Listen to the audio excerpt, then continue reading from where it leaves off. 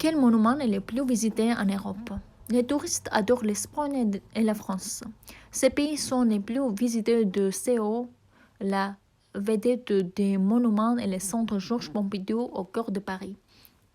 C'est aussi à Paris, au musée du Louvre, que se trouve le tableau le plus célèbre du monde, la Gioconda de Léonard da Vinci. Où fait-il le plus froid en Europe? L'Europe de l'Ouest a beaucoup de chance. Il n'y a fait jamais vraiment ni trop chaud ni trop froid. Certes, en juin, les tempéramètres peuvent monter à 36 ou 37 à Rome, à Athènes ou Madrid. En France, c'est dans le village du Doubs-Mout qu'il fait le plus froid. 35. Cette région a été surnommée le Petite Sibérie. Quel est le sport favori des Européens?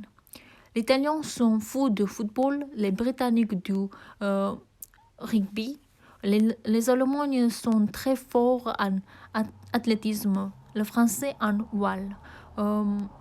Si chaque pays d'Europe garde sa spécialité sportive, la CO, organisme de compétition course de l'Europe à la voile, le voile tour cyclisme.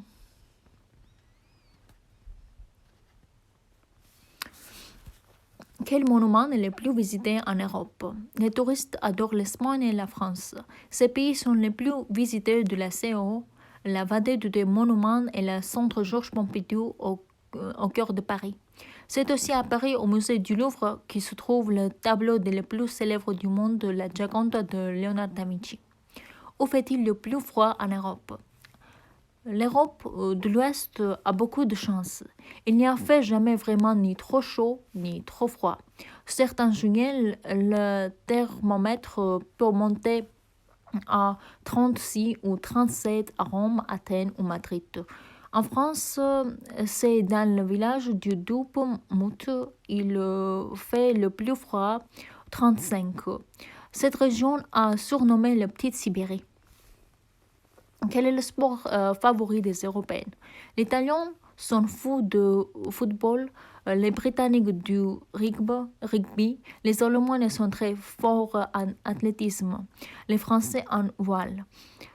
Si chaque pays européen garde sa spécialité sportive, la CO, organisme de compétition de course de l'Europe à la voile, tour cyclisme de la communauté européenne, champion d'athlétisme et de la natation de la CO, etc.